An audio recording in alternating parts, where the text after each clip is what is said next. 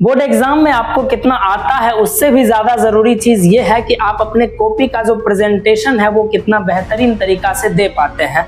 तो इस वीडियो में हम लोग ये चीज देखने वाले हैं कि बोर्ड एग्जाम में ऐसी कौन कौन सी गलती है जो कॉपी लिखते वक्त बोर्ड एग्जाम की नहीं करना चाहिए और ऐसा क्या क्या चीज है जिसको हम लोग सुधार कर सकते हैं। और इस वीडियो के लिए रेफरेंस हम लोग सीबीएसई के द्वारा जो 2025 में टॉपर्स का कॉपी को रिलीज किया गया है उसको हम लोग मान रहे हैं।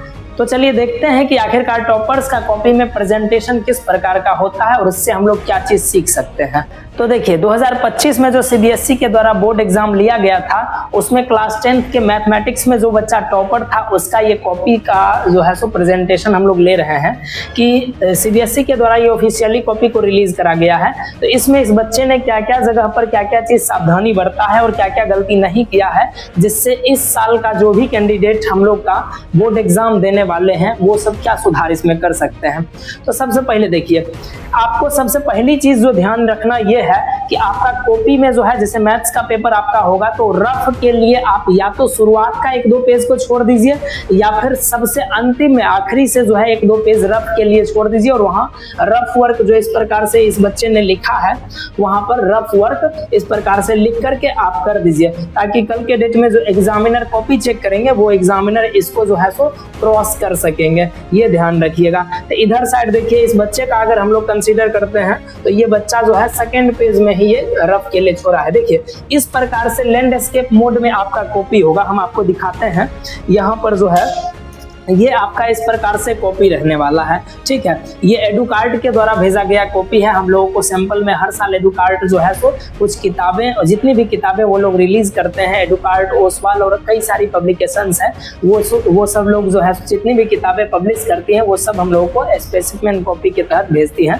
तो ये एडुकार्ट के द्वारा भेजा गया ये कॉपी है जिसमें इसी प्रकार का आपका सैंपल रहने वाला है सीबीएसई का बोर्ड एग्जाम में, जहाँ पर ये शुरुआत में OMR शीट्स वगैरह रहेगा जिसमें आपको डिटेल वगैरह यहाँ पे लैंग्वेज जो है तो इस जगह सब्जेक्ट लिखना है, सब्जेक्ट कोड, एग्जाम का डेट और डे लिखना पड़ेगा।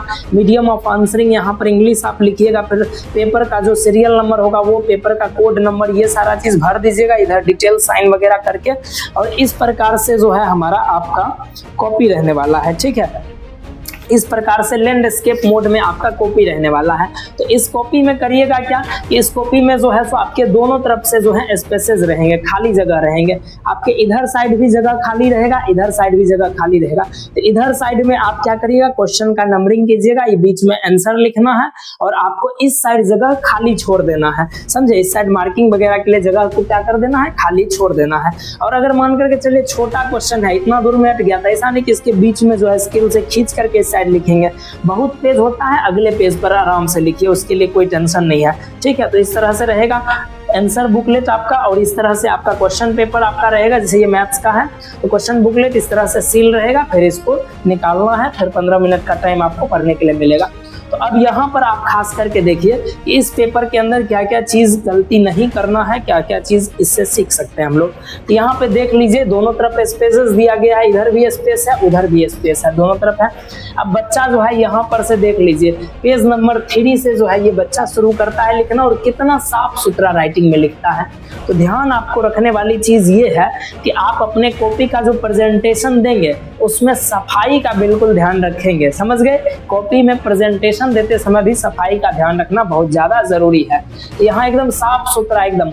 और सेक्शन ए ऑब्जेक्टिव सेक्शन होता है, तो यहाँ पर देख लीजिए बच्चा क्या किया है, अपना रफ वर्क कहीं और पर किया है लेकिन यहाँ पर केवल ऑप्शन लिखा है और ऑप्शन के बगल में जो है उसका आंसर लिख दिया है। तो आपको भी इसी तरीका से करना है, लेकिन ऑप्शन जरूर लिखना है, ऑप्शन लिखने छोड़िएगा मत कोई बच्चा, ये ध्यान रखिएगा। यहाँ पे मॉक टेस्ट लिए उसमें कई सारा बच्चा जो है ऑप्शन नहीं लिखता था, ऑप्शन जरूर लिखना है। भले आप इधर वाला आंसर लिखिए नहीं लिखिए लेकिन ऑप्शन उसका सही आंसर कौन होगा वो ऑप्शन जरूर लिखिएगा। तो यहाँ पे संभव हो तो यहाँ पर क्या कर दीजिए ऑप्शन तो लिखना ही है, आंसर भी लिख दीजिएगा अपना, ठीक है। इस तरह से देखिए प्रेजेंटेशन किया है।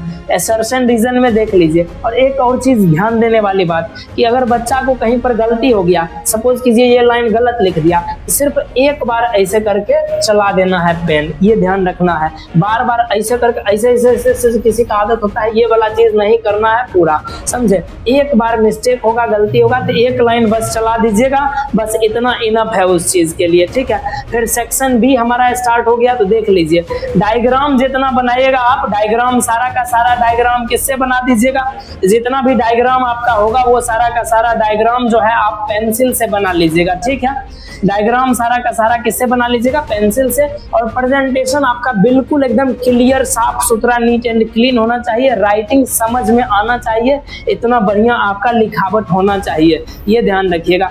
देख लीजिए यहाँ पे, और जो मेन आंसर होगा उसको आप पेंसिल से बॉक्स बना करके घेर भी सकते हैं या फिर अंडरलाइन करके हाईलाइट भी कर सकते हैं पेंसिल से। और जब भी एक चीज और भी ध्यान दीजिए, जब भी क्वेश्चन खत्म होता है तो बच्चा क्या करता है, पेंसिल से एक स्केल लेकर के ऐसे करके खींच देता है। तो जब आंसर एक कंप्लीट होगा क्वेश्चन तो स्केल से एक पेंसिल से ऐसे खींच दीजिएगा, बस हो जाएगा। ठीक है, फिर अगला आंसर लिखना चालू कर दीजिएगा।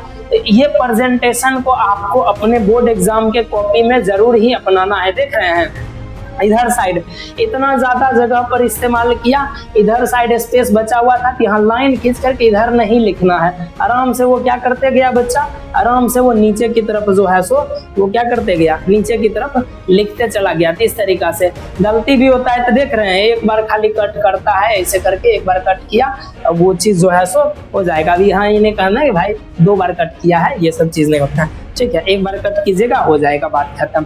तो इस तरीका से आपका रहेगा। यहाँ पर CBSE 2026 लिखा हुआ रहेगा। आपको इस जगह पे अच्छा से फॉर्मूला लिखना है बढ़िया से, और फार्मूला के साथ साथ फुल फॉर्म्स भी लिखना है।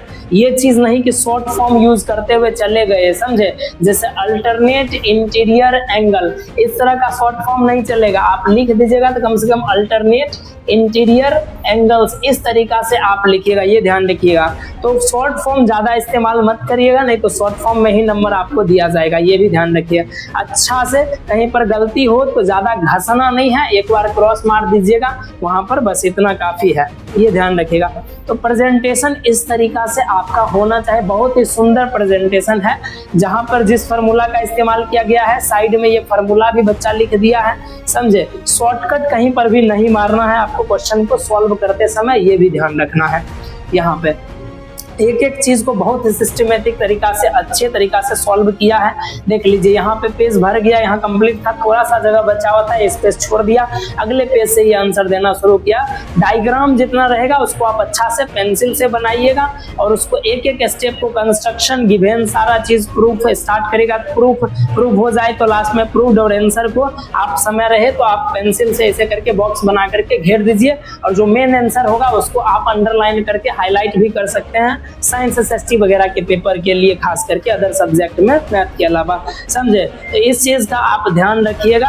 अब ये पूरा प्रेजेंटेशन है, समझे, ये कॉपी का बहुत ही बेहतरीन इस बच्चे ने प्रेजेंटेशन दिया है। देखिए ग्राफ वगैरह भी लिख दिया है। ग्राफ में ये स्केल लिखना बहुत ज्यादा जरूरी है कि स्केल पर एक्स एक्सिस किधर लिए हैं, वाई एक्सिस किधर लिए हैं, कितना सेंटीमीटर को 1 यूनिट माने हैं, तो ये सारा चीज भी लिखना बहुत ज्यादा जरूरी है, समझे। ये सारा चीज भी लिखना बहुत ही ज्यादा जरूरी है, ये बात आप ध्यान रखिएगा। इसको बढ़िया से बना दीजिए, ठीक है। प्रेजेंटेशन खास करके आपका, बार बार हम बोल रहे हैं, प्रेजेंटेशन आपका बहुत सुंदर होना चाहिए। आप ये कॉपी देखिए कितना सुंदर से इसको प्रेजेंट करा है इस बच्चे ने। तो एक एक फार्मूला को अच्छा से लिखना है, कहीं गलती नहीं करना है, एकदम रीचेक बढ़िया से कर लेना है, समझे। तो ये सब देख लीजिए, डायग्राम बढ़िया से बनाना है। यहाँ पे तो पेन से बना दिया, आप पेंसिल रखिएगा, पेंसिल से डायग्राम को बना दीजिएगा, ठीक है। इस तरीका से देख रहे हैं, इस तरफ बच्चा रफ वर्क लिख दिया है, यहाँ पे जो लिखा है ना, यहाँ पे रफ वर्क लिखा है, इधर साइड रफ भी कर दिया है। तो आप भी यहाँ पे कर सकते हैं, ऐसा कोई दिक्कत नहीं है, लेकिन हम कंसिडर करते हैं, हम आपको सजेस्ट करेंगे कि लास्ट में ही आप रफ वर्क करिए, वो ज्यादा बेहतर रहेगा, समझे। ये ध्यान रखिएगा, लास्ट में रफ वर्क करिएगा, वो आपके लिए ज्यादा बेहतर रहेगा, ठीक है। इस तरीका से डायग्राम जहाँ पे जरूरत है यहाँ पे डायग्राम्स वगैरह बनाते हुए, और आप अपने प्रेजेंटेशन को बहुत ही अच्छे से एंड करेंगे, तब जाकर के आपका क्वेश्चन जो है बहुत बेहतर आंसर, वहाँ पे बहुत बेहतर नंबर मिलेगा, ये ध्यान रखिएगा। इस साइड भी बच्चा रफ वर्क किया, लेकिन हम आपको सजेस्ट करते हैं इस साइड रफ वर्क नहीं कीजिएगा, रफ वर्क के लिए लास्ट पेज में रफ वर्क आप करिएगा। इस तरीका से अगर आप अपने एग्जाम का कॉपी लिखते हैं तो आपको बहुत ही बेहतरीन नंबर आएगा, याद रखिए। अगर आपका तैयारी सही है तब जाकर के, आपका तैयारी कितना बढ़िया है, इसके साथ साथ प्रेजेंटेशन कितना बढ़िया है, टाइम मैनेजमेंट कितना बढ़िया है, ये सारा चीज भी मैटर करता है। तो इन सारा चीज को यहाँ जितने भी बच्चे हैं इन सबको बता भी दिए हैं, एक बार फिर से देख लीजिएगा और समझ करके और अच्छी तरीके से एग्जाम दीजिए। तो आप सभी बच्चों का अच्छा से एग्जाम जाए, इसी शुभकामना और आशीर्वाद के साथ आप सभी बच्चों को ऑल द वेरी बेस्ट। और आज शिवरात्रि है, थोड़ा सा बाहर का नॉइज भी आ रहा है, तो इस वीडियो में ज्यादा माइंड मत कीजिएगा, थोड़ा नॉइज हो सकता है, आ सकता है। तो चलिए, खैर आपकी परीक्षा के लिए आपको सभी बच्चों को काफी ज्यादा शुभकामनाएं, और आराम से एग्जाम देना है, घबराना नहीं है। एग्जाम है ये पूरा जिंदगी नहीं है, ये बस एग्जाम है। इस तरह का एग्जाम बहुत सारा आते रहेगा लाइफ में, तो ये एग्जाम जो है लाइफ से बड़ा नहीं हो जाता है बाबू, ये ध्यान रखिएगा। चलिए एक बार फिर से आप सभी लोगों को काफी ज्यादा शुभकामनाएं और ऑल द वेरी बेस्ट आपके एग्जाम के लिए। तो मिलते हैं किसी और वीडियो में किसी और जानकारी के साथ।